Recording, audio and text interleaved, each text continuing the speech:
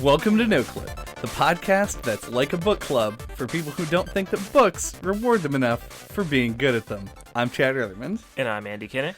And today, we're going to be talking about Realms of the Haunting, a game that was developed by Gremlin Interactive, published by Interplay Productions, and released in 1997 on MS-DOS. But first, if you can give us a like or a rating, it would be greatly appreciated. So, Realms of the Haunting is a fascinating point-and-click adventure game that has, like, some pretty light first-person shooter elements. Does that sound right? Yeah. I was thinking of it as, like, Doom, Myst, and just FMV in general, all, like, mashed together. Yeah. If you had, like, a checklist of things that you would be like... that I would say the majority of people would be like, oh, get that away from me. I feel like Realms of the Haunting hits a lot of them, but that same checklist on the flip side is things that I fucking love, and that's wacky FMV, a horror game with a point-and-click adventure game, and also you shoot a staff that shoots light bolts at people. Yeah. So I have a funny... it's not story's not the right word, but like anecdote. I don't know, whatever. I, for some reason, thought this was a game that had come out in the past 5 to 10 years and was like a retro throwback mashup kind of game. Yeah. And then found out today that it is from 1997. You played this game and thought somebody intentionally did the things they did? Yeah, it seems so like something an indie developer would do these days. I can kind of see the that. only thing that made me question it slightly is the amount of FMV. I feel like a small like indie studio wouldn't be able to film that much stuff. That's true, because I think in the day it was actually way cheaper than making a CG version of anything to just put in video of a guy. Yeah. I feel like, yeah, especially like we played Fatum Bachelor a couple years ago, which was off of this like PS1 haunted demo disc project that was worked on by a bunch of different people who all made small games. I would just, for some reason, assume this was like one of those kind of things where like someone was like, in like 2017 or something, was like, hey, what if I mashed up Doom and Myst? Well, that's how just disgustingly forward-thinking Gremlin Interactive is. Because they decided to mash up Doom and Myst in 1997. Actually, I just heard maybe very late 1996. It's a... Yeah. The Wikipedia page said 97, but other sources said December 96. So. Yeah. So who knows really when this came out? It is an enigma in a lot of ways. How do you describe this game?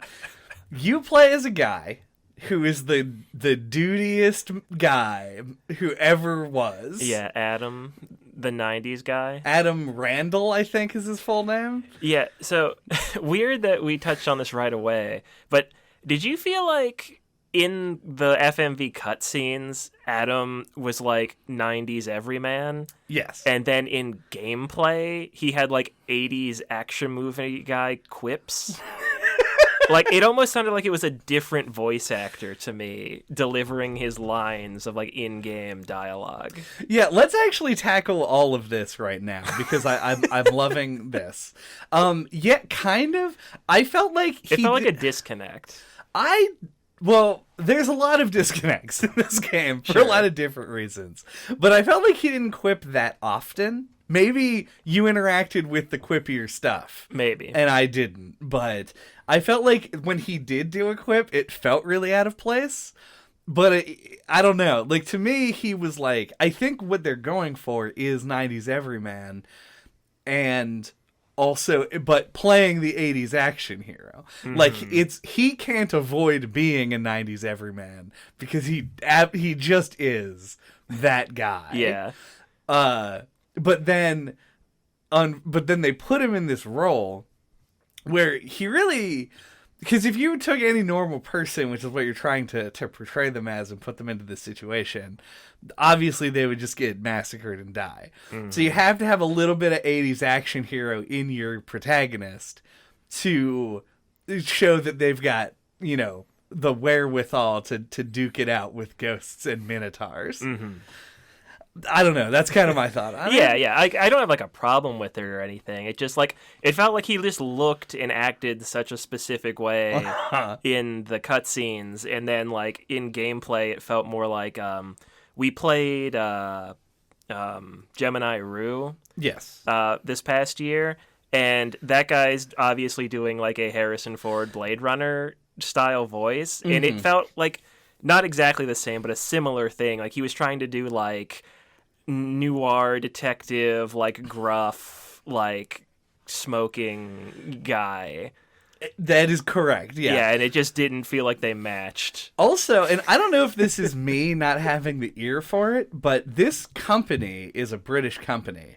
And 99% of the actors are British actors, and he just seems to not be. Yeah. But he has, like, an inflection, like maybe he was trying to do kind of a British accent at times. My interpretation of that was just that, like, he is American, but then everyone else who's, like, involved with, like, the fantasy stuff has a British accent. Right. But then he has to, like... so it sets them apart. That would make sense. But then he has to deliver these lines that are written by British people. There is a notable... I pointed this out in Xenoblade 3, and I don't remember if I don't think... There's nothing on God's green earth that would have made me bring this up on the podcast. But some characters say lieutenant as opposed to lieutenant, and they do that in this game as well. He says lieutenant, and everyone else says lieutenant. Right. And I was like, that's how you know that he definitely is at least playing an American guy, even if his voice kind of fluctuates weirdly. But no, on note of his voice lines in game, I'm glad that you brought this up this early, because it means I don't have to remember and do work later. I actually recorded one of the things I was really impressed by with this game, and I guess you'd probably be less impressed if you thought that this game came out more recently than it did. There's just dialogue for fucking everything. You walk around and he will just describe everything that you click on. It's a ceramic vase. A ceramic candle. And we're doing this, and then you're going to hear it because I actually had the wherewithal to open up the software to record the audio. Yeah. So I will just put a clip in of him describing shit. Old suit of armor. All the pieces are wired together. Those eyes almost look real. Plain old chair, candle, novel, coat stand, ceramic vase, stylized table, light switch. Elias Camber, if I'm not mistaken. He's holding a mask. Cult-style robes. They really do with some sleep. Every mundane object. Yeah, and then once Rebecca's following you around, she'll chime in on a lot of stuff too. Yeah. And like, he knows a weird amount about, like, European history, strangely, but she knows way more and is going to tell you what fucking era every sword and shield is from. Yep. I loved this shit. I thought it was fantastic. No, yeah, it is very impressive. Like, even if it was made in 2017, it would still be impressive that level of detail is always appreciated. But yeah, I think the FMV is kind of... It isn't what sold me on the game, weirdly. The thing that I was told is, like, it's like a point and click with an FPS. But once I actually got into the game, the FMV cutscenes were, like, the sweetest candy to me. And I wanted more of them at every turn. I love the acting is, like, just on that borderline. I'm so used to seeing games like this where the acting is just fucking dog water. And in this, it is like a bad movie. It's not so bad that it's like the worst thing I've ever seen. So you get that perfect middle ground of like cheesy voice acting that I love deeply. Yeah, I mean, you associate it with FMV. Like, that's part of the appeal, is that you want it to be corny. Yeah. But yeah, you don't want it to be dog shit either. I think it does seem to be like a hard needle to thread. Yeah, it's definitely tough. And we saw a similar... This is calling back to a classic No Clip Halloween episode, the thing that's gonna make this is gonna make me think of is, of course, Night Trap. And but you might go for Harvester. I could also go for Harvester. Harvester is too. I love Harvester. Don't get me wrong. It's too self-aware. Yeah. And I think Night Trap is medium self-aware, and also the acting is worse than it is here. And so it's got this like extreme camp going on. Realms, you can kind of take a modicum seriously, but it's still just thoroughly enjoyable to watch. You have to imagine that filming this was like the most fun anybody's ever had in their life. Yeah, I feel like the actress who plays Rebecca looks like she is not taking it even a little bit seriously. And she's just she's hamming it up. She's chewing that scenery. Oh, absolutely, yeah. Yeah. Also, I love Belial, the guy who's just a man with glasses. Like, when they described him, I was assuming it was going to be the fucking Balrog. Yeah. And it Does was... this form please you? It's just so man with glasses. Anyway, that's probably not all I have to say, but it's not even close, probably. But another thing that makes more sense in a sincere way and not in a retro throwback way, once I realized the game actually came out in '97, is that Adam and Rebecca are like totally a bootleg Mulder and Scully. Oh yeah, like it's like 100% like. Rebecca especially, she's wearing like a pantsuit with the flared out collar and has like the shoulder length hair. The 90s hair. Yeah, like the 90s hair. And then he's got like the up hair and like the duster, and it's just like I see what you're going for, game. Yeah. The duster is a choice that they made in wardrobe that makes him look like a fucking tank from behind. Like, because it's such just a wide coat. It looks like either... Because it was the 90s. It had to be huge. Had to be huge. He looks like he's either a really jacked dude with a tiny head or like a kid wearing his dad's coat. It looks a little more like that. Like, when you catch his sprite in the mirror, it does kind of look like a small kid in a giant coat. Just a little dude. Yeah. He's just a little guy. Little man, fat coat. I don't know if our audience is going to get that reference, but that's I feel fine. like everyone knows that song, right? Probably. Anyway. Yeah. Also, this game has some reflections, which I found to be very amusing as well. I'm positive that they aren't rendered reflections like you would see in a modern mirror. No, it's like a flipped... Yeah. Yeah, where they've just now inserted a flat image of him.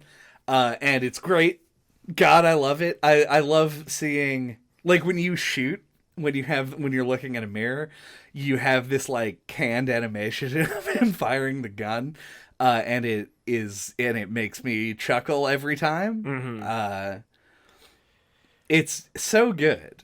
Yeah, I guess to switch gears off the back of that, at the beginning of the game, like you watch your introductory cutscene, and then you're just dropped off in this house. Which also, I don't want to spoil anything. Sure. For anybody who hasn't played the game, first of all, the game's like $3 right now. Go play this fucking. Pay $3 to watch the opening cutscene of this game. The opening cutscene plays as soon as you boot the software, and if you hit escape to get to the menu, it skips it, and there's no other way to watch it. Don't skip this. It's the most important part of the whole game. It's amazing. Go on. And so you're dropped off in the spooky mansion, and the game does not tutorialize anything. It does not hold your hand, so you're just kind of wandering around. And it took me forever to figure out to light the candles at the beginning. It's like the first thing you need to do.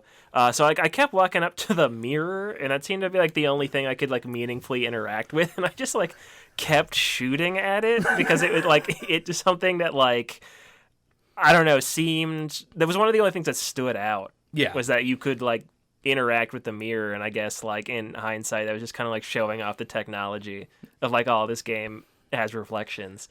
So that resulted in me then progressing through the game some more and like running out of ammo and then restarting the game. Which did not take very long. Yeah. Once you know how to get back to where you were, it does not take long. No, the opening it's fucking rough. If you're not used to this kind of a game, or potentially I was not cognizant of the world around me or how to move my arms and look at stuff at the same time when this game came out. But I don't know if they just expect people to really fucking trudge through the openings of these games, because this is a common complaint that I have about games of this era, is that it drops you in and then you just have to like figure it out. Yeah, I think it's because this was from the era of instruction manuals. Yeah. Like, I think that what they expect is that you will read the booklet that comes with the game if you don't know what to do. Yeah, Which is not a thing that happens anymore. I only found out the other day that there's a crouch button in this game. Yep. And it took me halfway. I had to Google It's halfway the through. Z key. It's good. It's Z. Yeah. All right. Also, this game has mouse look, like with a mouse, but you move with the arrow keys, which obviously sounds like terrible right now in 2022. But back then wasn't super unusual. But the jump key is over on A, so if you ever have to jump, your hand has to take a transatlantic flight over to the other side of the keyboard. So when you're doing platforming, which fucking hold your goddamn horses, there is platforming in this game. You like want to move right hand over to the arrow keys, which is an awkward move that I'm just not a big fan of. Yeah. I am a complete stranger to old PC games like this. Like I know it's like kind of set up so that you could control it with one hand if you have a numpad. Right. Yeah, and it took me forever to like learn. You could look up and down. Yep, with, like it's 1, 3, 7, and 8 on the numpad. Yeah. Okay. On the way that I did it was with page up, page down, which I have 5 keyboards that don't even have those keys on them. I just happen to be using one I didn't that even did. think about the fact you'd be playing this with a mechanical keyboard that's not a full keyboard. Yeah. Because I was using my cheap wireless one.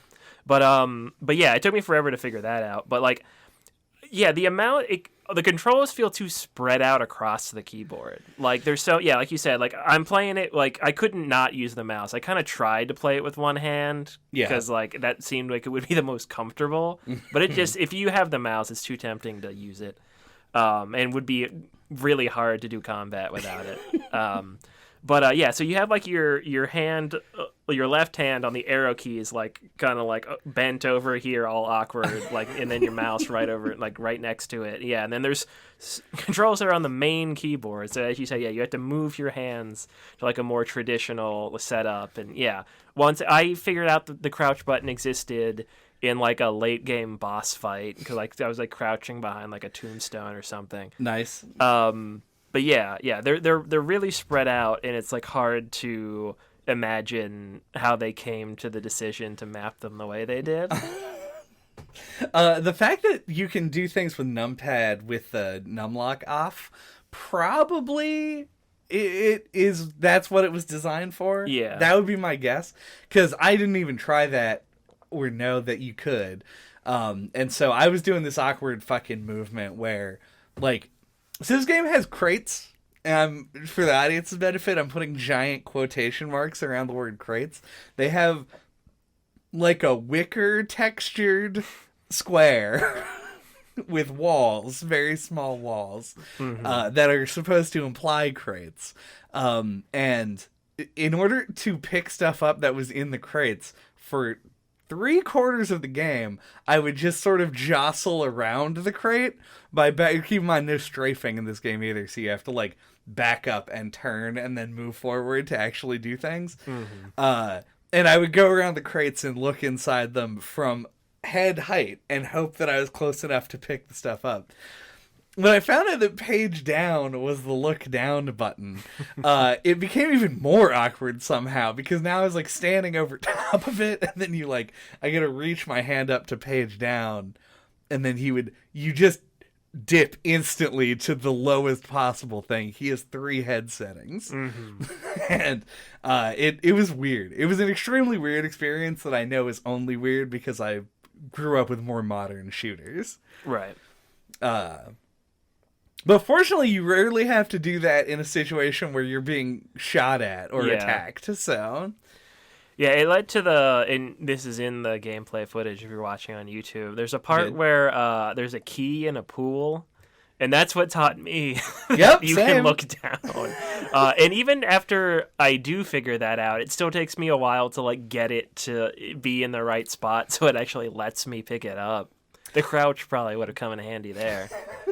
But I didn't learn that lesson yet. No, if honestly, like, I'm glad that's in the capture footage because I've had exactly the same experience of being like, I see the key, what do I do with it? Like, how do I something access reflecting it? in the water, Yeah, or whatever he says. It's like, it's obviously a key, dude. Did you talk to him? To who? To Adam. Like when you were playing? Like just speak to the main character? No. I treated it like it was a Dora the Explorer episode every time I was like, I could see that. Every time there's a monster, it's like, oh, look out.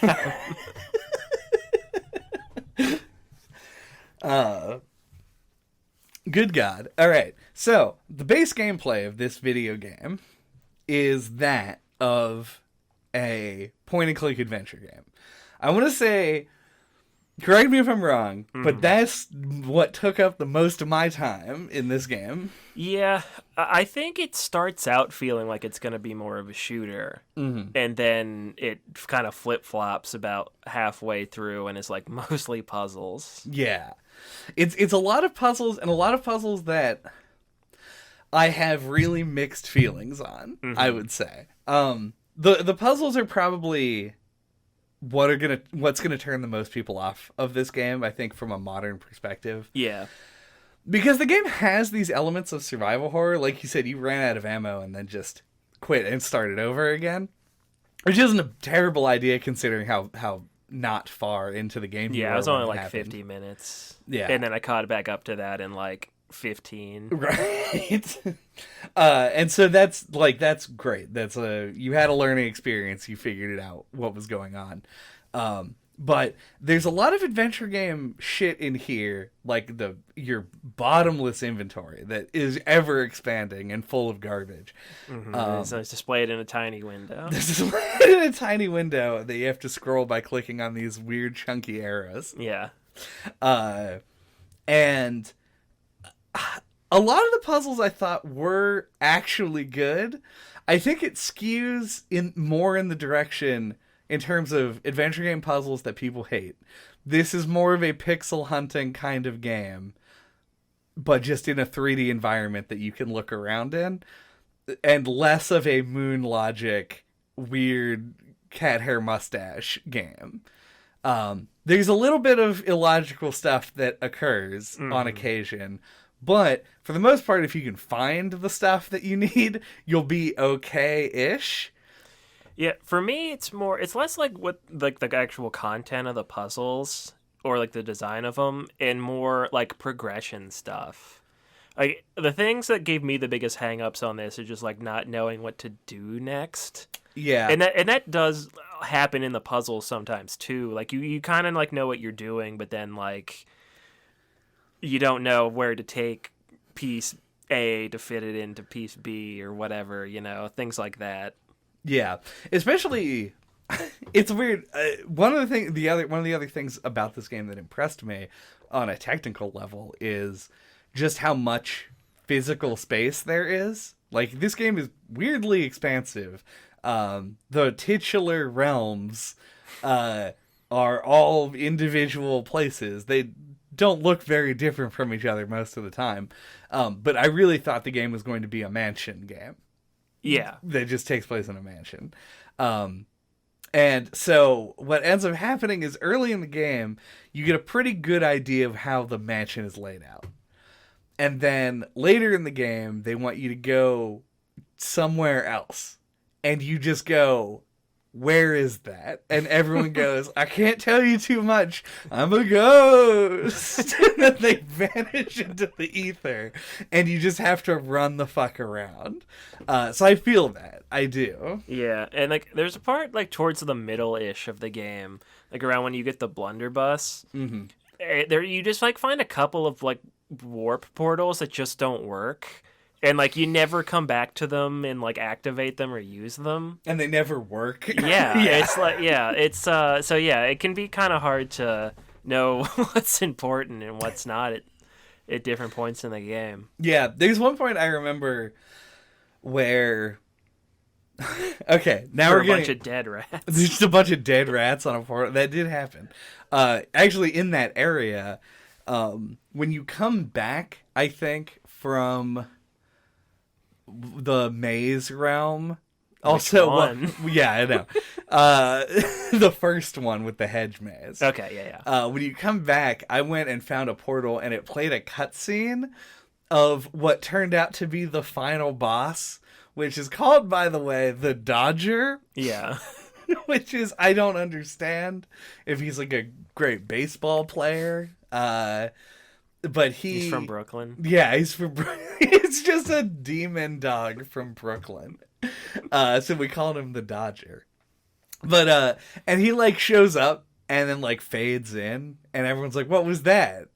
And then Rebecca's like, I don't know. Yeah, you just kind of, like, look at him from, like, around a corner. Yeah. I think that was just supposed to be foreshadowing, but in a weird way. But it was foreshadowing in a way that made me run around that courtyard for like 20 minutes going like, this has to be, they played a cutscene. Yeah, there's got to be something here. Yeah, but nothing. Yeah. There's just nothing. I'm sure I was only there for actually like 3 minutes because the courtyard's not big enough for me to be like, there must be something here for that long. But... yeah, it's kind of directionless at times. And when they do give you direction, it's like intentionally really vague, which makes it challenging to get around at times. Yeah, and then on the flip side, sometimes, like, there were at least like 2 or 3 times where, like, I started a chapter, did like 3 things, and then the next, it was just like chapter, the next one. And I was like, oh, like, I feel like I probably like missed some stuff. Right. I hope it doesn't matter. I have no idea if this game can soft lock you, but there were a couple points where I was pretty afraid that I was going to be soft locked. I think I essentially soft locked myself out of being able to beat the final boss. Oh. But we'll talk about that later. Oh yeah, okay. We'll do that in a minute. Yes. The Dodger. Yeah. But yeah, I mean, otherwise, like, I found some of the puzzles to be kind of cool. I like that a lot of the puzzles involved... So a lot of adventure games, you use inventory items, you, like, click them, and then you click on a thing, and it goes, good job, you clicked on the right thing. I like that this used the space a lot more. Because it is a 3D environment, this is one of the benefits of this style of gameplay as applied to an adventure game, is that you can explore an area and like do stuff, stand on a button or whatever, throw a goblet of water on a shining barrier. Yeah, but don't stand too close or I'll let you do it. Also that. Yeah, and you'll be really confused for like 3 minutes. Running back to see if maybe your chalices were not actually filled with water and having no way to really check. I think, does it not put like a little icon? I think it does, but I don't know. It just took me a while to figure that. You have to be standing at like a specific distance for it to like, for the reticule to turn red to like let you splash it. And I was like right in front of a door that was trying to like interact with it and it's like, nope, can't use a chalice here. I did not have that issue, yeah, but that's anyway. Very funny. Yeah, I don't know. I just like that. I like that there's stuff that that used like your fucking equipment and shit in a way that felt more interactive. Yeah, no, I like it too. One of the things that stands out to me is your dad's mansion or whatever, like the house you go to. That's like across from the church. Oh yeah. There's a word for it. I don't know what it is. Yeah. But anyway, you get this warding wand there, and like a flashlight that lets you see these like sigils on the walls, and you have to like use the wand to like destroy them or whatever. Mm-hmm. I thought that was fun because it actually like uses the shooting mechanics, and you can actually use the wand as a weapon too. That's kind of fun. Yeah. But yeah, like I thought that was fun to like explore that house, and like I don't know, I thought that was like the things you're saying. It's fun to have like the more them to take advantage of the fact that it's a 3D game and use it more like interactively in that way. Yeah. And it is not fun that they put the wand under the fucking doormat. Yes. Because like it's a back door key. I don't even know how I figured out it was under the doormat. It was a lot of... I found the flashlight. It was in a wall safe. Like an obvious place to check. That almost kind of feels like they wanted that to be like a Ocarina of Time. You had to look up at the boss to start the boss fight kind of thing. It's like, oh, well, you can have them look down and they can like notice the welcome mat. Like, we got to take advantage of the fact that you can look in 3 dimensions. That is true. And they did take... It was fucking 10 hours into the game. Gotta get that key from the pool. Yeah, the key from the and the pool. wand under the doormat. That's it, really. It'll make it a little easier to pick things up off the ground. Yeah, but no, I actually, because that actually ends up being kind of a highlight of the game once you figure out the wands under the doormat. It is like that area getting this like item and going around and doing like what felt like real like fucking door kicking action exploration, which was amusing and fun to do.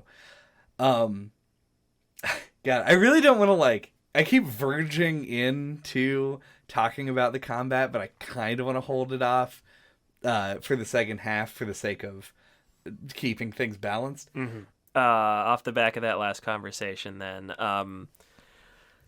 I was complaining about like using the chalice feeling cumbersome to me. Yes. Like, did it take you a while to figure out how to use the healing potions? How you had to left click on them and then right click on them to use them? Yeah, it took it. And I didn't even know they were healing potions for probably an hour, because when you examine it, he says some kind of liquid. Any ideas? Like, he says any ideas. Yeah, because Rebecca can answer that question later in the game. Yes. They want to record another line. I think I figured it out accidentally, because I did just, like, click in the inventory and then right click. Because I didn't know how to do anything with the mouse. It's like, it seemed almost random whether a left click or a right click was the appropriate thing to do. It's inconsistent. Yeah, like that was one of my biggest problems with the game, like when it comes to just like the game feel of it. On top of like the controls being weird, and like depending on what menu you're in, you might need to move your hands to different places. Yeah. And then also you don't know if you had to like click to combine things and like right click, left click. There's a part later in the game. It's like a big long puzzle. We had to combine a bunch of crap to make the different elements or whatever, and it's just like, like I had to combine this with it just feels very like cumbersome because it's like inconsistent, and like you have to like figure everything out on like a case by case basis, like how it's gonna work. Yeah, I feel like that is, if you combine the two things we were just talking about, that is a great example of like. Probably something that I had a lot easier time with because I knew the game was old. Sure. As opposed to somebody who thought they was trying to seem old. Because... like, man, they really nailed this. It's your fucking mixing and scratching all over the keyboard. Maybe a little too authentic. Because, like... So, you talked about the flashlight, right? Yeah. And the flashlight is a cool thing because it lets you see the runes, and it's like an interesting use of the inventory system. But you have to have it equipped. When you pick up a key, and the whole purpose of it... equips it. Yeah, it puts the key in the slot, because your equipped slot, which I guess is like your right hand or something, is what you're going to use when you interact with something in the world. And so you end up with this thing where it's like, they always want to put the new item into the equip slot for no reason. And then also it will auto put an item in when you click on stuff. So fortunately they don't do a ton with you having to have something there. The flashlight's really like the one that I can think of. But it was incredibly irritating to have to keep going into the menu and swapping it back in for the key every time that you pick something up. Usually the key you need will be one of the things that'll auto put in your hand, which is nice. Well, that could be confusing sometimes, though. Like, you'd be like, you would find like some kind of puzzle thing, and then like you would just kind of click on it a few times, and it would just like open a door, and you'd be like, "What? What even just happened?" Well, yeah, that happened to me. Because I didn't know. Burn those journals in the fire, like to get into the one maze. I was like, "What the fuck?" I never would have thought to put these journals in here. Like, good thing this auto thing exists. It is good. Yeah, I would not have thought to put the journals in. Also, Jesus, I felt like the game could see like through my webcam, because there's a part where you get the journal, you open it up, and it says like, he's like, I bet this journal holds a lot of answers to a lot of our questions. And then Rebecca goes, we should go through it thoroughly and systematically. And I was like, fuck you. Close immediately. Don't read. Because all the text in this game is just in script for some reason. It's been written in cursive, and is just, it's not like hard to read, but it is more difficult to read than it needs to be. Yeah. And so I very quickly gave up on taking the time to read like the longer documents. Yeah. Anything that was handwritten. I also didn't read. Well, on top of it being in like a weird script font that's supposed to look like handwriting, it's also in 90s FMV, so it's like pixelated. It's grainy. Yeah, so it's hard on the eyes for sure. I don't know if you did any research on the controls, but do you know if you can expand that window? Oh, no, I don't think so. I don't think so either. So those maps that you get? You just scroll through them? Useless. You cannot use that map for anything. I suppose if you like went into the game files, downloaded them, and then printed it out, you could use the map. But like, I'm like looking at this fucking 2-inch by 4-inch window that you have to scroll and like look at. Blueprints are huge. You gotta have a photographic memory. You really do. Otherwise, they're just of no help at all. Yeah. It could be some of the worst maps I've ever seen. Yeah. That tiny window. The tiny window ruins it. Yeah. So do what I did and Google a map. Because they're out there. You can find them. Yeah, I found myself not really using them because they were so bad. I consulted the one at the tower probably the most. To be like, which realm is which pad? Which realm is the haunting? Yeah, which realm is haunted? I'm looking for haunting. He ordered a pizza. No, and I don't believe that place is... Because they do this thing. So you may have thought, when I started this podcast, that I was like very enthused about this game because it was a good game that I liked. I do like the game. The game is kind of bad. There are a lot of elements of this game that are bad. And I'm sorry if I gave the wrong impression from the beginning. Man, oh man, is the tower a stupid, bad area that sucks. You go around, all the pathways are these just like narrow, single lane pathways. And there are lots of them that just curve round and round, but don't have turns. So you just have to go round and round in order to get where you're going. Yeah. Which is just pointless time wasting. And then, like you get to these gates that are like shiny, sparkly gates. Yeah. And you go through them, and they seem to only serve to let you not anymore know what direction you came from or where you are. I think they're actually in there for loading, was my guess. That's probable. Technically. Yeah. Yeah, they kind of like warp you to other parts of the tower. Yeah, so you're like, okay, so I need to go east from here, and then you like go through the gate, and then you come out and you're like, well, hold on. This doesn't look like where I thought I would end up.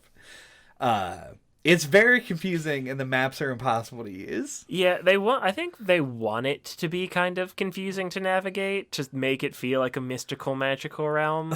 But yeah, the problem for me, or one of the things that stands out to me anyway, is there's these like big stones that you can examine, and it'll tell you the direction of the different realms. Mm-hmm. They like drop that on you like from the get-go, and like when you first get there, just kind of confusing. And like you're like, is this a puzzle?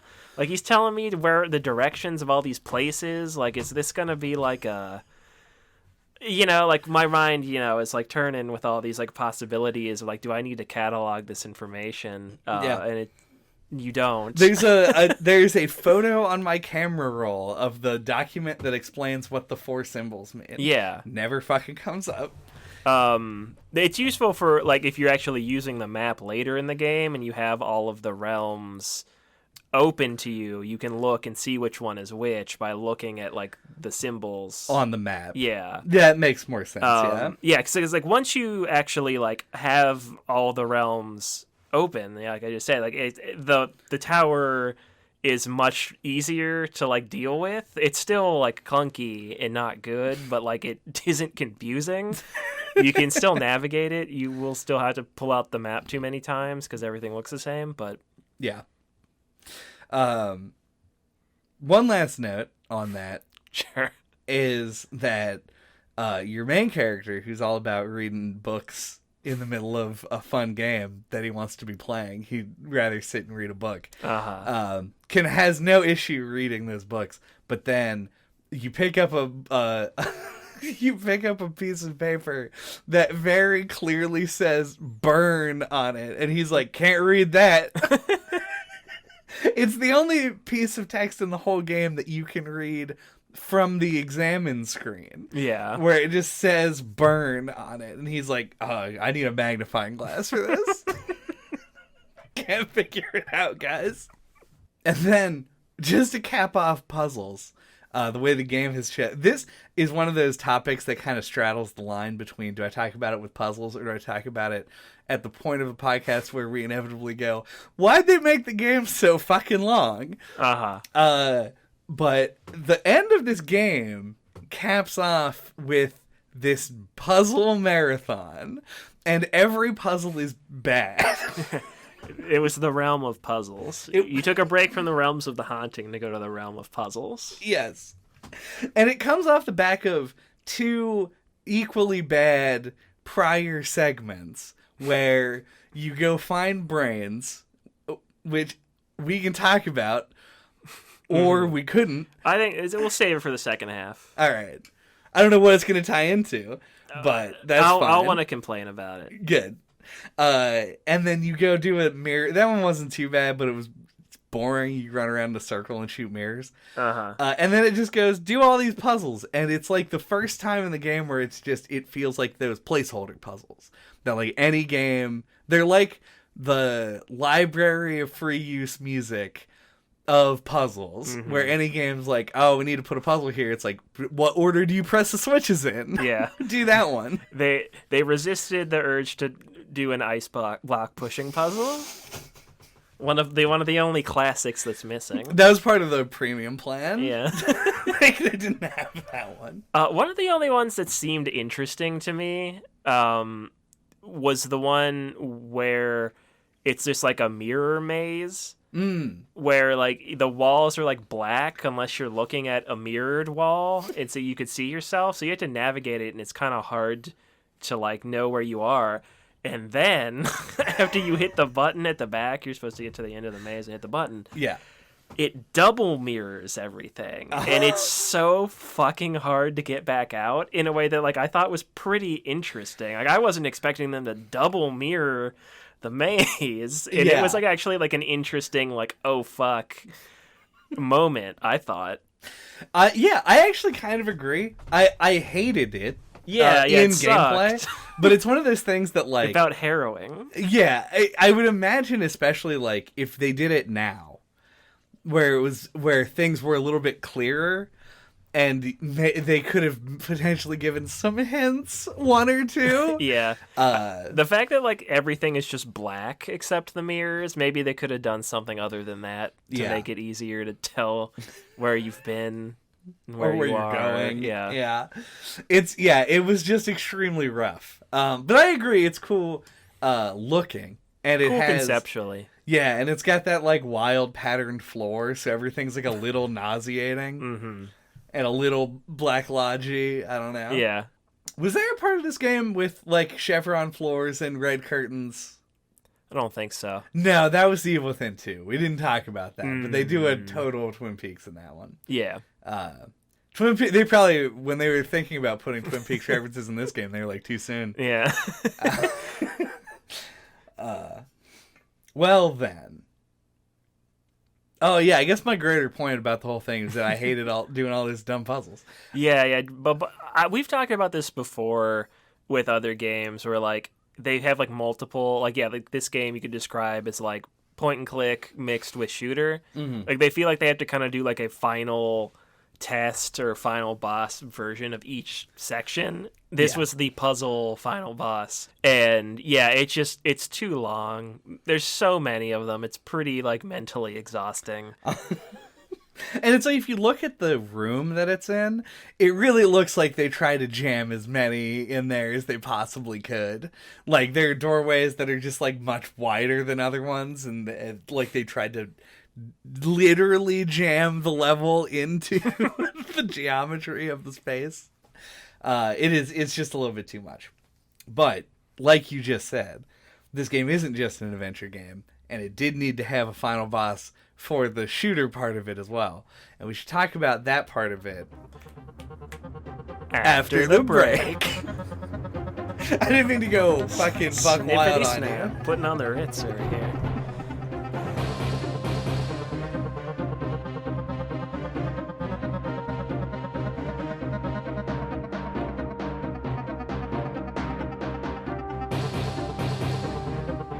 Welcome back. This game is not just a kind of confusing adventure game. It's also a kind of confusing first-person shooter.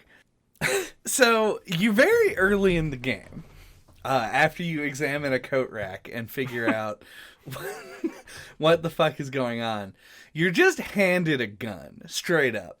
Right, just sitting on like a end table or whatever. Which... This belongs nowhere in the podcast, but I do have to mention it. It opens with, there's a typewriter, and you comment, oh, it's missing the ink ribbon. And I thought that was going to be how you saved, because I played a lot of Resident Evil, and I thought they were just taking it straight from it. It does stand out.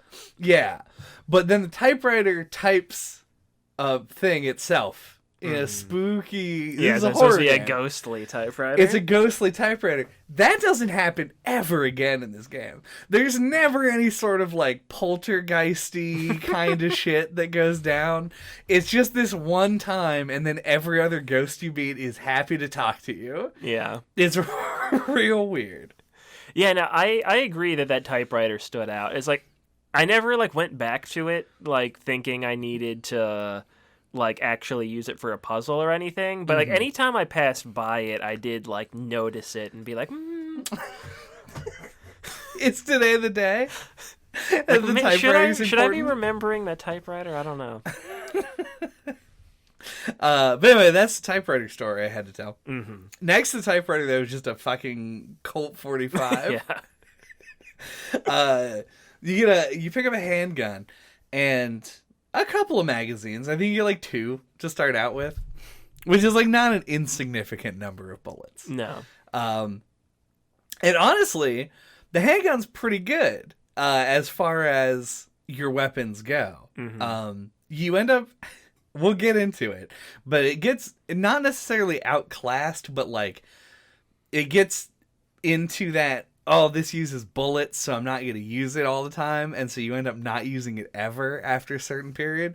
But at the beginning of the game, you really feel like, oh man, I got to conserve so hard and make sure that I don't waste any shots. Yeah, it feels very classic survival horror at the beginning.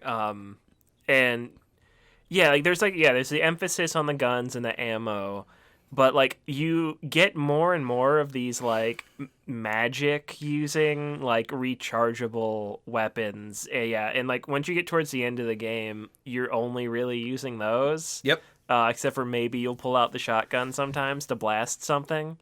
At least that was the case for me, and it felt weird. I get because of like the story of the game why they would want to give you the cool magic weapons. Yeah. But like the mechanic is just not tuned or balanced very well. Like it's just a lot of like running around waiting for them to recharge.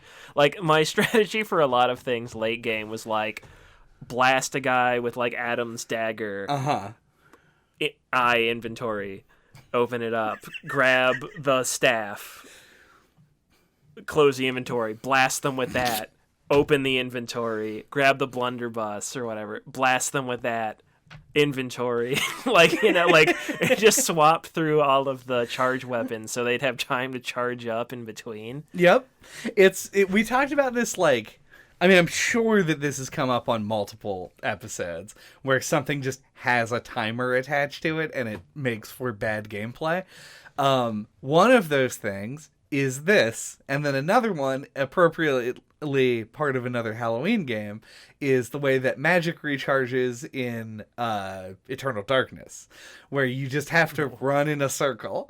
And it does. It makes the optimal strategy of playing the game just deeply unfun. So you want to take more risks so that the game is not boring, but also you know that you don't want to die and restart from your save or save after every bullet or something stupid. Yeah, you can't really play it even though it looks like Doom with the 3D engine with the sprite enemies. You can't really run around and run and gun. Right. I had to use a walkthrough in a couple of places, I will admit it. Oh no, I did too. I was watching this guy, and he was doing that with the blunderbuss, just kind of running around and just using it and just blasting stuff. And I was like, that looks kind of fun. But you still do have to wait for it to recharge, and I can't not just switch over to the sword while I'm waiting, you know? So as you can kind of force it to work if you really want to. Yeah, Eternity, the dragon sword.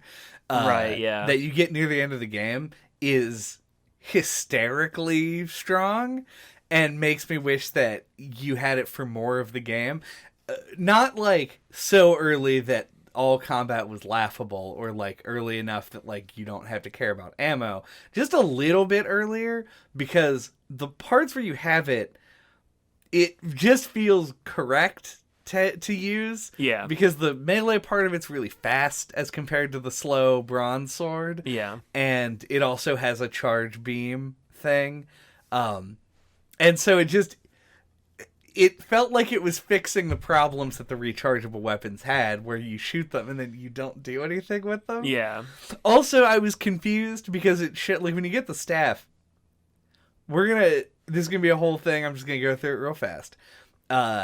When you pick up the staff the first time, I will say I lost all control of my body when the cutscene ended, and you pick up this magical staff that's a long wizard staff, and you're holding it like the a gun. BFG. It's so good.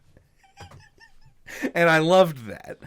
But I thought it has 6 skulls at the top, and when you shoot, it uses all of them, and then they slowly recharge over time. It usually takes a minute or something for it to recharge. It feels like a long time. It feels while you're forever. playing, yeah. Yeah. And so I just didn't use it ever. Oh, I used it all the time.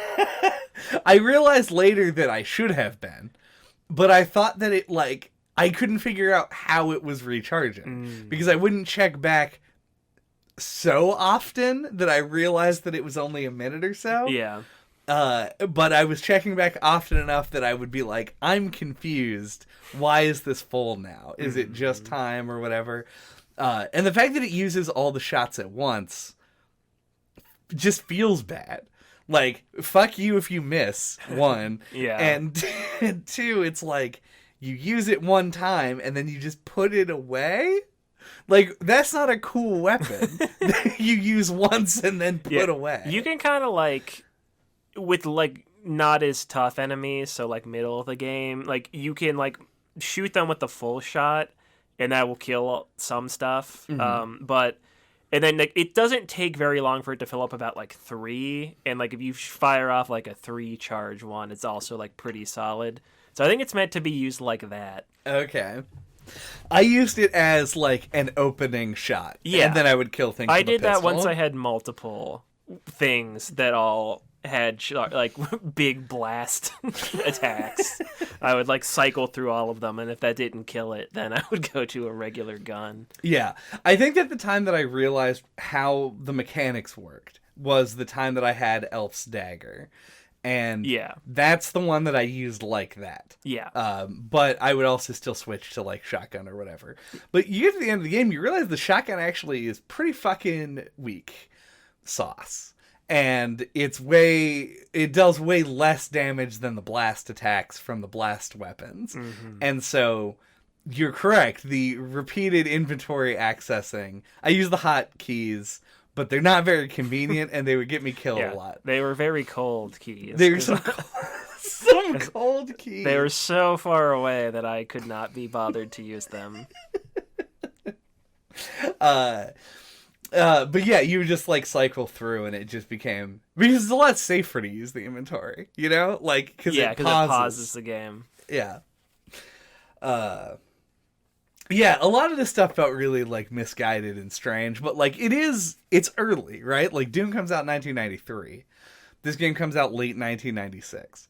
The first-person shooters didn't go through a huge evolution. You could argue that they actually did, but, like, it wasn't something that was so universal that, like, every game was doing it like this, that it kind of makes some amount of sense that they came up with this system. It's just a weird system. It's weird that there's like a transition throughout the game. Like, it starts out feeling like a pretty solid, like, feeling like one thing. Like, you go into the mansion and it's like, starts out with some adventure gamey stuff, then you find, like, the secret dungeon underneath the mansion, and it feels like Doom. It's like you just found, like, a portal to hell in your dad's mansion's basement, and now you're gonna blast demons, you know? Yeah. It has that kind of feel, and, like, you're going around. It's like this huge area, or at least it was a lot bigger than I expected it to be. I just kept going, and then, like, as it goes on, like, you get to, like, the next area you go to is, like, a weird hedge maze area, and, like, it changes it up in such a way that, like, it's like they switched gears what they wanted to do. Yes. Yeah, because it does, like, I'm not going to, like, give this game a pass. I complained about it on Bendy. I'll complain about it here. You can't really do a survival horror game with infinite use items. It takes away some of the tension. And I will say, like, maybe I got, like, startled a couple of times in this game, but, like, it's not like a real scary game. Michael Jackson isn't all that scary. No, he sure isn't. One of the premier enemy types. But it is like, you get the infinite use weapons and it does just make you want to use it, and I don't like that. I liked I wish they would have made the pistol and the shotgun just way better than those weapons if they weren't going to just not include or them. kept giving ammo pickups. Yeah. They really fall off later in the game, you get. After you get, like, kidnapped and put in the jail cell, there's, like, a room that just has, like, a bunch of them. Like 50 shotgun shells. You and probably like, have none of these. Yeah. Yeah, it's like you have that, at least a lot of people do, I think, that mindset of, like, you want to conserve the ammo. It's like something we always talk about. And then, once you get those items that recharge, that's another thing that pushes you to them, is you're like, oh, I can save bullets. Yep. Yeah, it pushes you to the less engaging method of play. Yeah. And that's just a game design problem. That's just a problem in signaling to the player what the game is supposed to be. Unless the game's supposed to be this, in which case it was just kind of a bad decision. Yeah, it's like they lean more and more, I think, into like the biblical fantasy thing they're doing, and then so the sacred swords seem more important narratively, I guess. That is true, yeah. I mean, if I had a sword that could shoot a laser, Yeah, I'd be pretty into it. I don't know.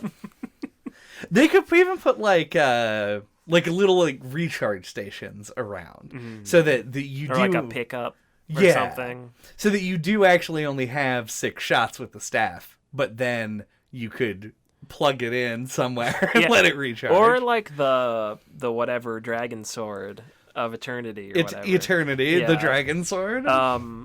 Like let you actually use them as a melee thing too. Yeah. And maybe like hitting things recharges the charges. Which, considering that they're all like knives and big sticks, seems to make sense. Those are weapons. A staff. I love the idea that this guy wanders in, has no understanding of the supernatural at all, and picks up a dagger and shoots a lightning bolt out of the end of it, and then goes, well, I can't use this anymore. I can only use this to shoot lightning bolts. That's what you do with knives. Yeah, holds it out. Yeah. That makes me think of much like Hylix that we talked about earlier in the year. This game has some good hand animations. Oh, hell yeah. Like the reload animation on the pistol I thought was really cool. It's really satisfying.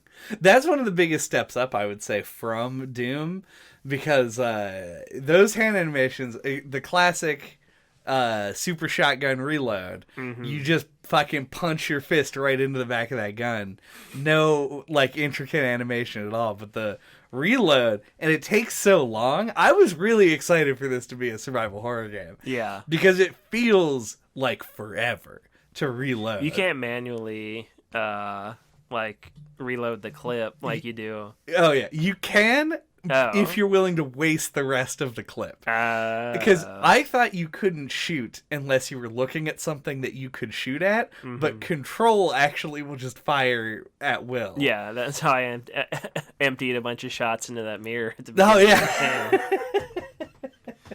So yeah, that is. It does actually. It highlights. It lets you shoot the mirror, which I thought was weird. Anyway. Also, windows you can shoot as well.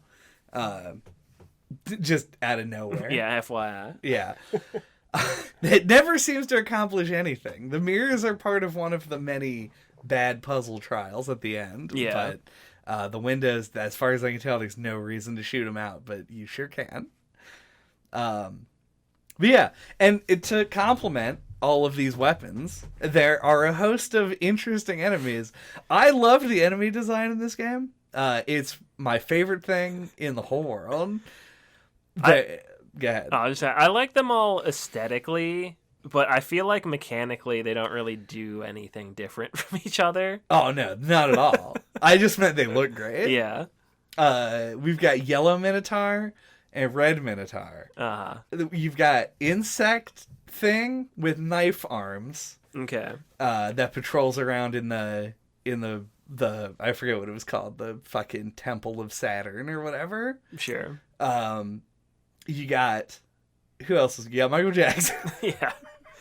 I've heard people refer to them as the Men in Black, which I think is a fun community name for them. I think, yeah, I mean, they do wear black. Yeah. I don't think I got a close enough look at them to actually, like, determine if it was a suit or not. Yeah, I think they're wearing suits. Okay. And they just kind of, they have a gun.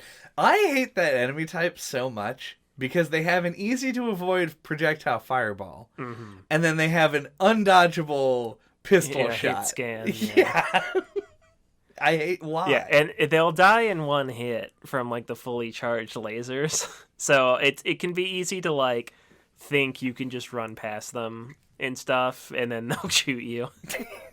Yep. And the game loves to spawn in like hundreds of them at once. Yeah. Or at least it did at least twice. So it was a handful of times. Yeah. There's also a xenomorph in the brain maze. They're sure. Yeah, and by xenomorph, I mean a bunch of them. Yeah, like a dozen. Yeah. Let's talk about the brain maze for a second. Sure. This seems like the time to pull it up. Yeah, I have two sections as in my notes as lowlights, and the brain maze is one of them. Do you have highlights as well? No. Well, let's not to say that I didn't like parts, but I wanted to mention the lowlights. Yeah. Well, let's do that now, and we'll start with the brain maze because I think everyone agrees on that. Yeah. First of all, welcome to Maze-tober. Where every game has a maze in it for some reason. And the mazes in this game are some of the maziest of them. These mazes do not really give me any sort of anxiety or fear for the most part. I just kind of ran around in them, and they sure were mazes. The brain maze, you mentioned there were some places you used a walkthrough. Uh-huh. I looked up a walkthrough for this, and I do have to say, shout outs. A guy made a walkthrough on Steam, like as part of the community tab, and God bless his heart. This man drew a map Wow. of this area that does not have a map on some printer paper and scanned that shit in and put it in the walkthrough. It's not helpful. Having a walkthrough in this part is not helpful. Everything looks identical, so the second that you turn a direction, you're lost. I did not know dick about what was going on at any time, but the walkthrough did tell me that I needed 16 brains, which after I picked my jaw up off the floor, I was like, you expect me to get 16 fucking brains? That helped immensely, because I knew how many I had to get in order to get to the end of the maze. Yeah. But otherwise, yeah, this part sucks. There's like these big pillars with hearts on them, and I don't know what they're for or if they do anything. And when you click on them, he says something like, my attention's being drawn to this or whatever. Yeah, and then you don't do anything with it. Like, you can't shoot the hearts. Nope. Or anything. It's real weird. Yeah. And then you're attacked by xenomorph dogs. Yeah. Yeah. I didn't use a walkthrough for this part, except for when I couldn't find the last brain, and then found out that it's behind the brain machine, and I was like, that is video game 101, I should have checked that. Yep. That was actually the second one that I got. Yeah, after I got the one in front, I went behind. I actually, like, it's another thing, I don't remember what I was saying it in reference to earlier. Oh, the mirror maze. Like, oh yeah. The brain maze was like really complicated in a way that it did almost feel kind of satisfying to figure out how to navigate it, but that was not enough to save it. Yeah. My problem with the brain maze, because if we go over the various mazes, I think the mirror maze was the hardest for me to actually complete. Yeah. Because it was the most challenging maze. Yeah. This one's problem is that everything looked too samey. And in fact, you went to identical rooms. Yeah. So you had a bearing when there were brains in them, but after you picked the brains up, which is a weird thing to say, just out of context, it no longer had anything that you could go back to and be like, oh, this is where I am. You're like, I'm in one of 3 identical rooms. The corpses of the xenomorphs is what helped me. Oh, yeah, yeah. I think there were a few too many of them that I was like, I didn't think to memorize where I was when I killed each one. Yeah, it was just helpful to be like, I remember when I got, like, rushed by these two, like, while I'm, like, was going around the perimeter. Like, because I would, like, explore it, like, in sections, or, like, I would try to, and that's how I kind of kept it straight in my head. Now, the hedge maze was simultaneously more interesting and also worse. Like, I thought it was a more interesting visual because it's the first lush green area that you see non-haunted house. Yeah, and so it has this interesting thing, and then you go through and you're like tasked with like finding all of these objects, so you feel like you have this mysterious goal to get. But then it also kind of suffers from the looks the same, but that's just what a hedge maze is. I think it really comes down to if you enjoy doing a maze. Yeah. The hedge maze was unoffensive to me, personally. Yeah, I mean, it wasn't one of the lowlights Yeah. like the brain was.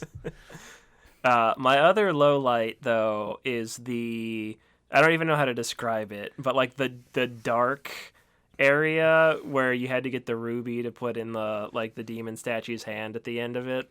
Oh, yeah. Yeah, that part like sucked, I thought. Just like navigating this like big area in the dark. This is making me assume now that I probably got lucky because this didn't take me too long. This is actually, I'm not going to call it a highlight because it sure fucking ain't.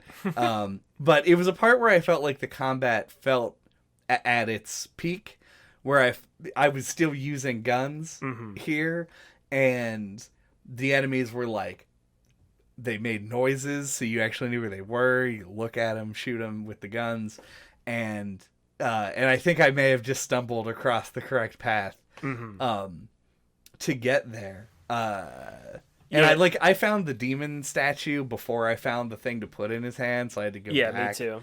So that part, I mean, it felt more natural, I think. I don't know. I do agree that the fact that it's just like a big dark room with some walkways in it is not helpful. Yeah, it's really big and open, and there's like you can fall off, and there's like a lower level too, which makes it more complicated.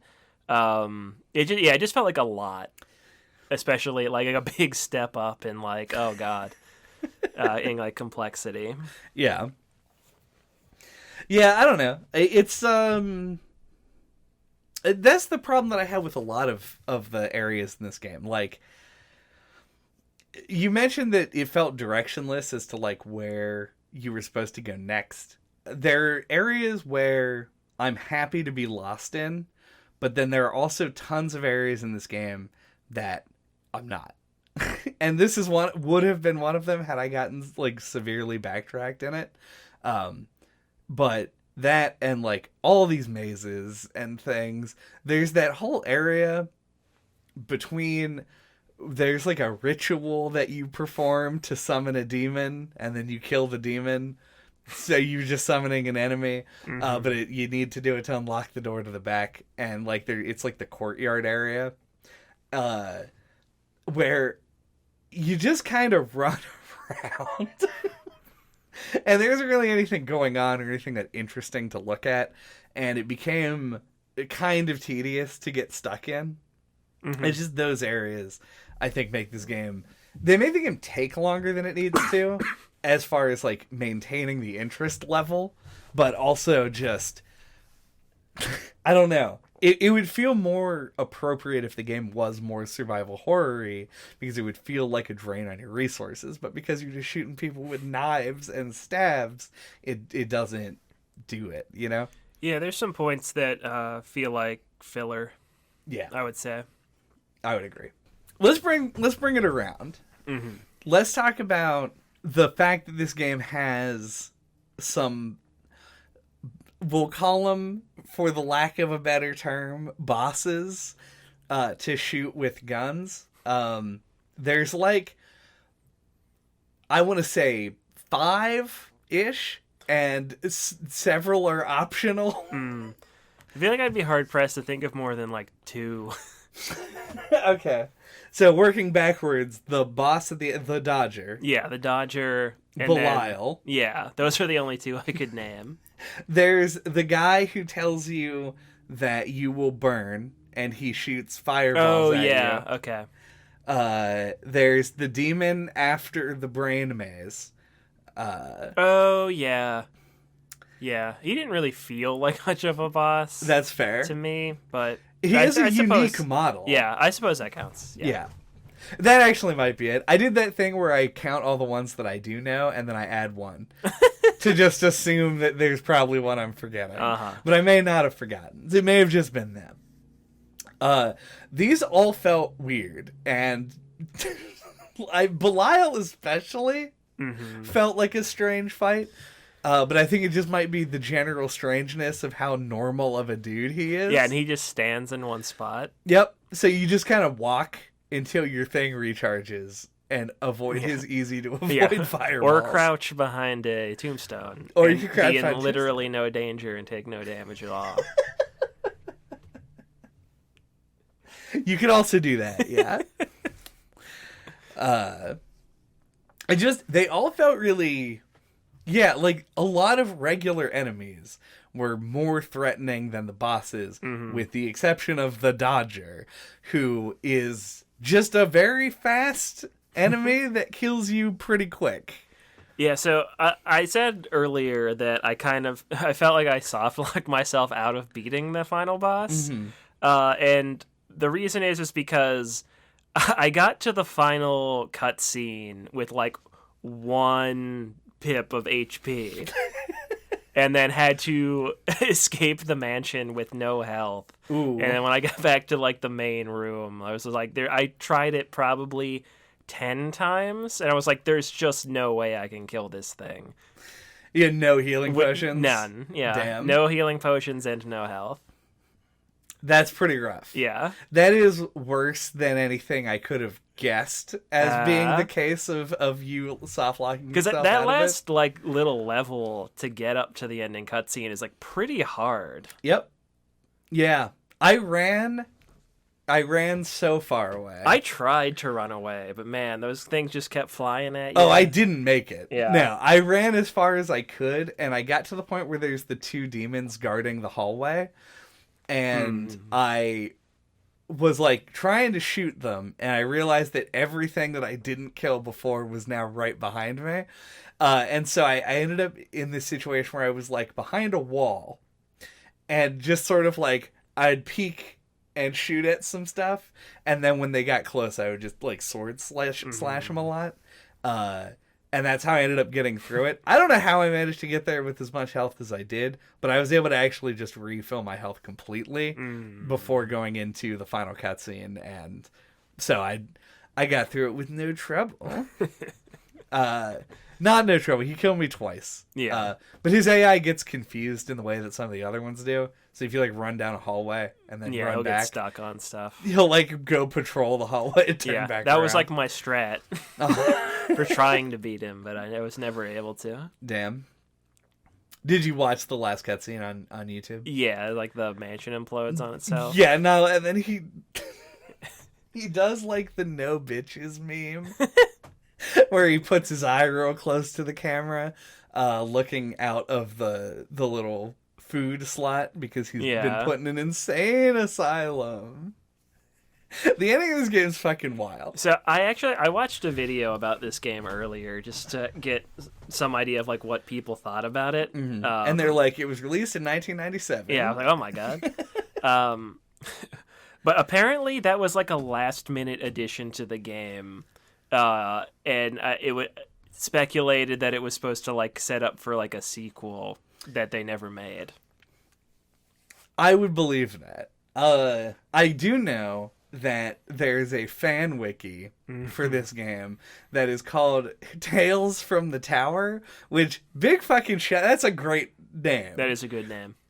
For it. But I believe this is the only game in this pseudo franchise that never occurred to exist. And I wish that was not true, because this was a wild time. Yeah, it would be cool to see them have done a sequel, like maybe focus it towards one direction or another, or maybe develop their ideas some more. Yeah, I feel like the core. I don't know if this counts as final thoughts, so we're having a little shared final thoughts moment, where I think the core part of the game that makes it really interesting is the fact that it's a genre fusion.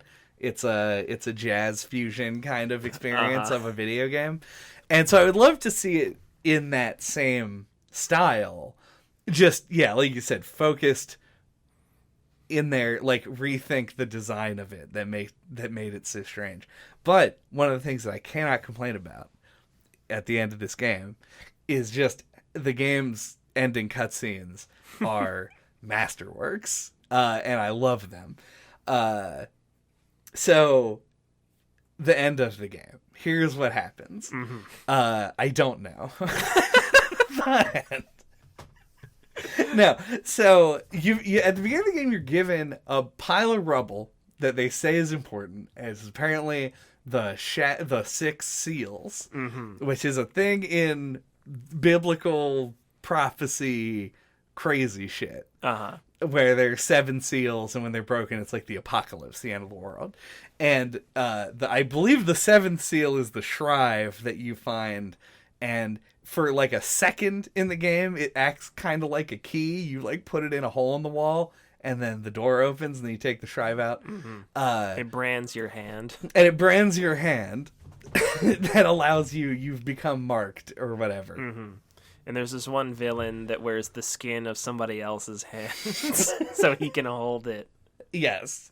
I forget if that is Belial or if that is Florentine, or if they're the same think it's guy. Belial. Belial, okay. That does that. But I thought that was my favorite detail in the game. I mean, it's extremely good. It's metal that he's wearing the skin of someone else's hands over his hands, but it's also just like a cool world building thing. Like, he didn't want to get marked by it, so he's using the skin of the hands of a previous wielder of it as gloves. It's pretty fucking badass. Yeah. It's like a Bond villain or something. Someone a weird quirk. But your father, who is dead, calls you to the house, and it's so hard to piece shit together. Either he or Florentine had a dream about a sword, and the sword was eternity, the dragon sword, which existed in a different realm that they got to and got the sword. You stick the shrive on the sword. I do not know why. It is now capable of killing the immortal flesh of people who have performed some ritual. So all this established, you bust in on this meeting that makes no sense. There's a guy that you like who is helping you. Hawk or whatever. Hawk. Is there? You've got good, you got bad. Florentine is there. He's performing the ritual. And then there's the guy with the cards. Yeah. I don't know what his deal is at all. But he seems neutral. Yeah. He's just happy to be there. Yeah. And they do this bit where he like shows up early in the game and has like a card, and he's written on it like, Adam, you've been chosen, and like just like slides it under the door. They do it in a more dramatic way. And you're like, oh, this guy, he knows the prophecy and shit. But then this scene, I love it. I love this scene. He's holding the deck of cards, and he's like looking at him and like throws the cards. Yeah, and one by one. They're all jokers. Like, his deck has changed to all jokers. And his face is just like just pure bewilderment.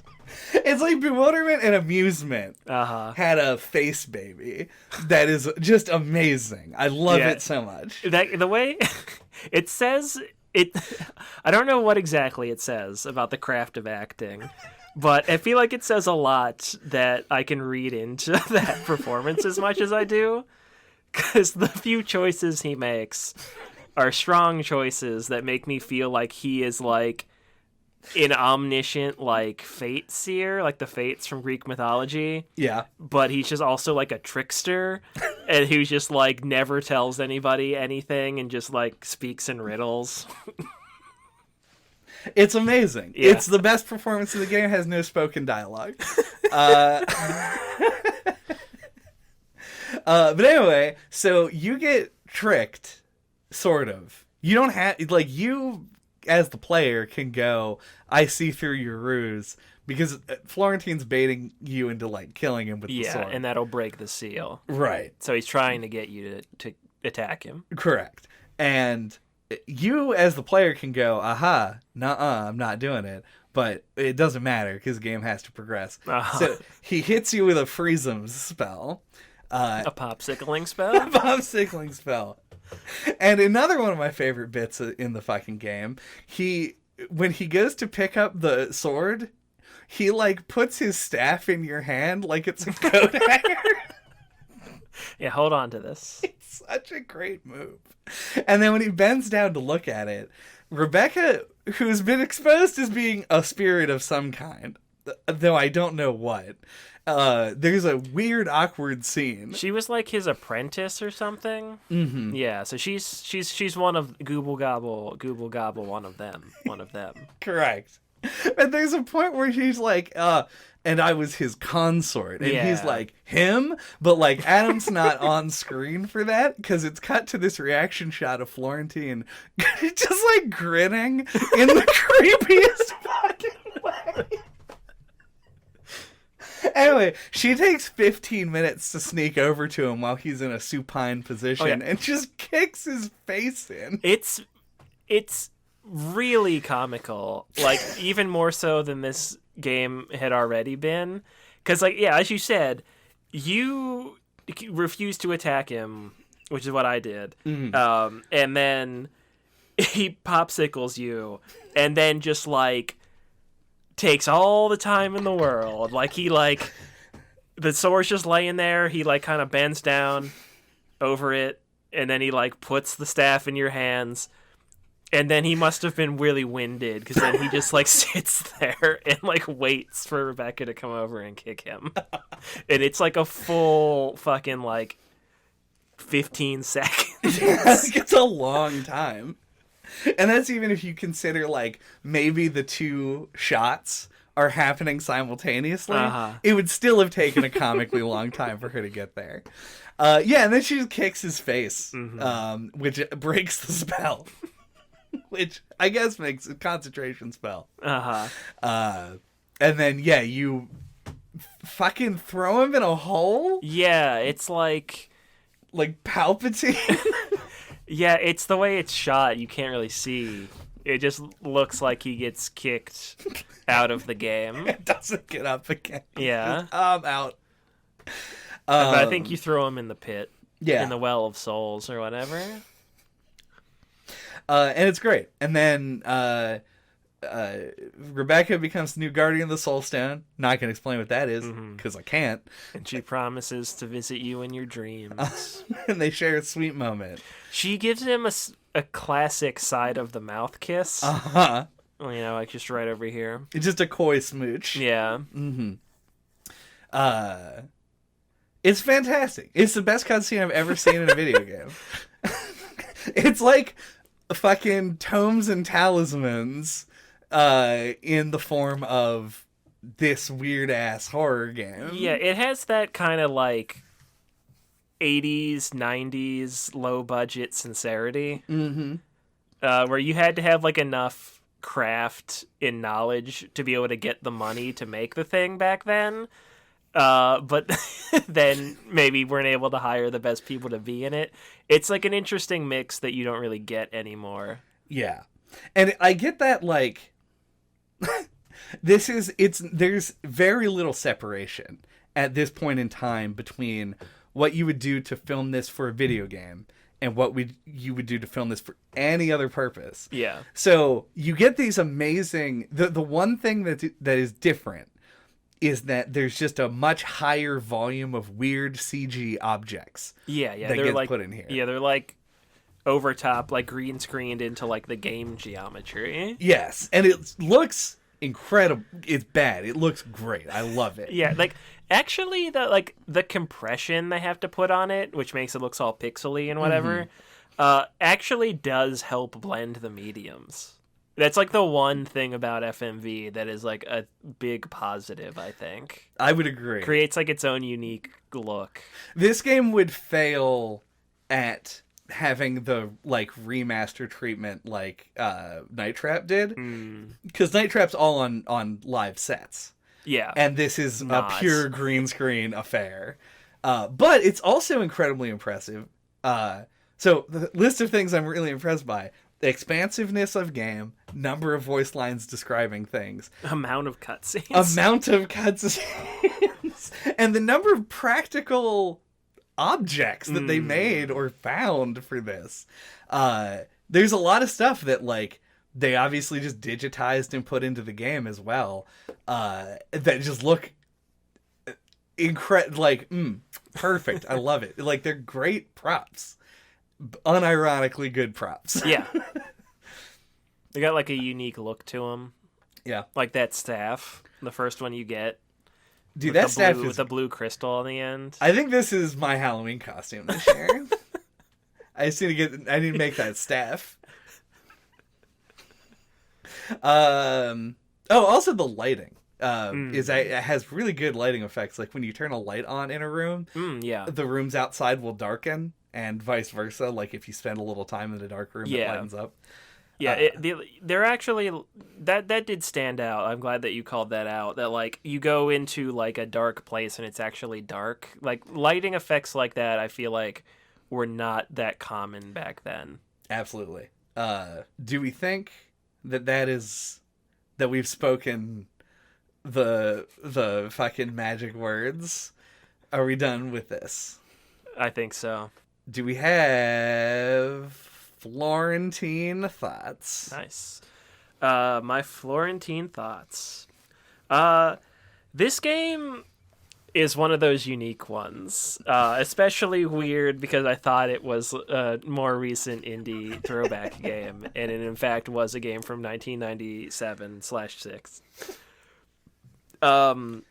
So yeah, I kind of had to contextualize my thoughts on it a little bit today. And yeah, like I have to say, like there's a lot of things I'm really impressed with about this game, like for when it came out. Like the genre fusion, I think like that sort of stuff has always happened. I think is like more common, like when you get like maybe 10 years, on from this game. Mm-hmm.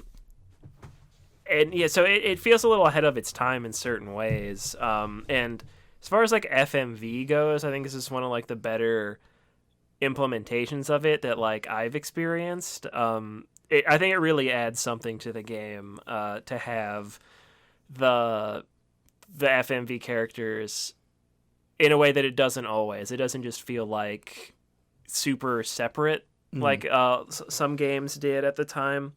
I think they integrated that really well. And it's like integrated well into like the art style of the game and everything. I didn't really engage with, I didn't play Doom. You can take my gamer card. Or like old PC games, like anything on DOS at all. Yeah. So it was a little bit weird to adjust to like the controls and things. That kind of stuff's the biggest obstacle, I think. Like the controls, the inventory, and then some of like the obtuse adventure game elements. But this game is so like weird and unique and interesting that like if you're anything like us, like I think that stuff doesn't really matter that much in the end, and this game was totally worth experiencing. There definitely were some headaches and pains in there along the way, but I'm gonna look back on this fondly for sure. Like I think the bright spots are gonna shine, and I will forget the bad ones. Like it's a mixed bag, weird gem of an old game, I think. Good pull on this one. Yeah, I think this is gonna go down, I think, as my favorite of the games that we played this year for Halloween, and I mean favorite in a way, and in the same way that I really like going back and listening to the episode we did on Night Trap and on Harvester and all that kind of shit, because it is something that is a unique thing.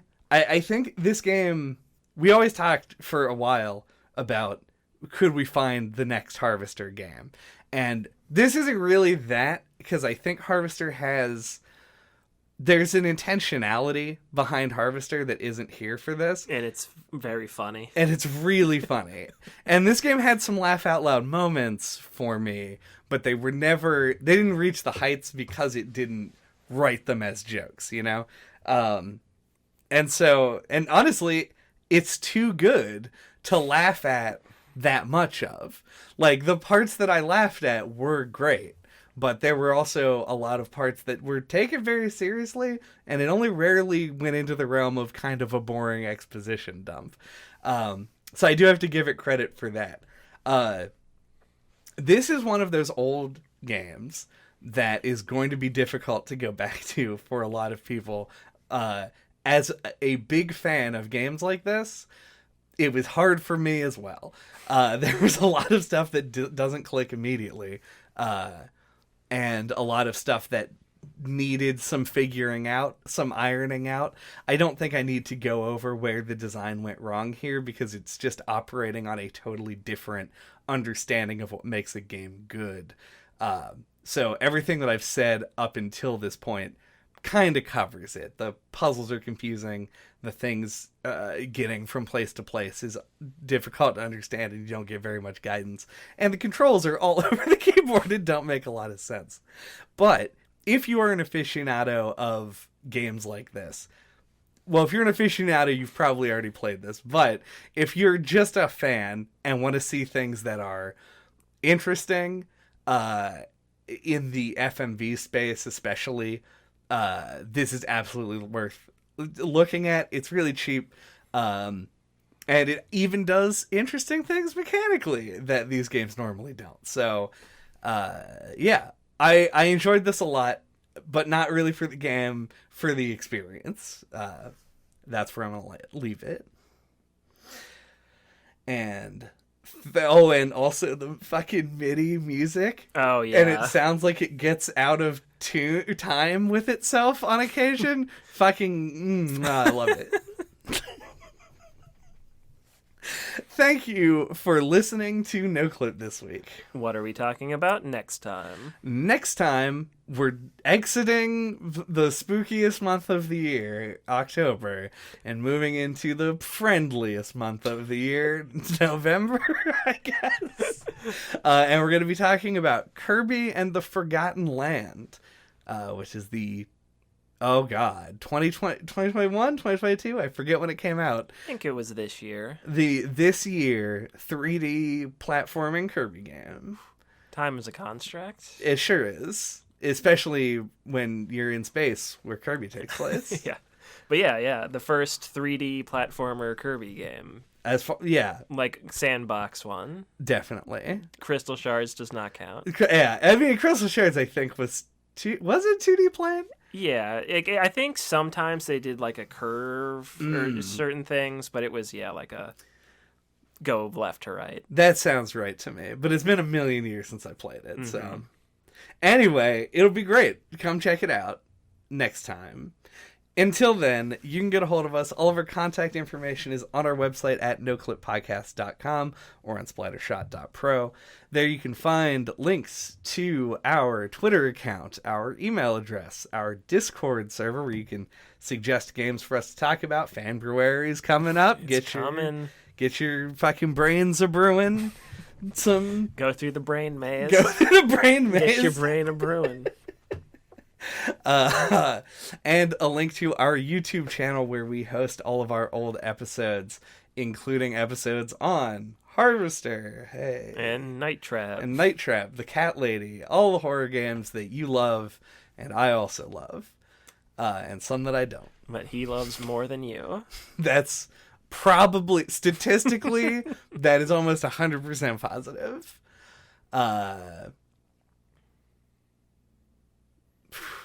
Good Lord.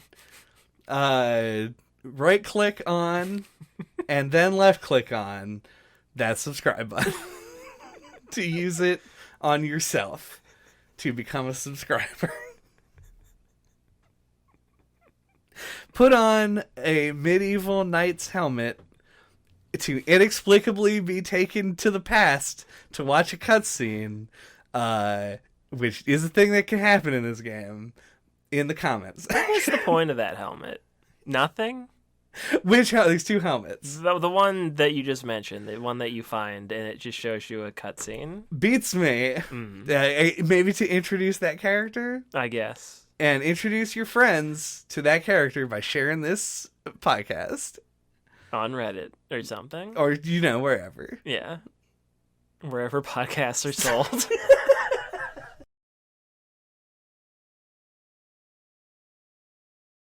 I thought you... was I in the middle of a thought? No, you looked around as if, fucking the developer of the game was behind me. No. And was like, you take it back. No, I was just sitting here.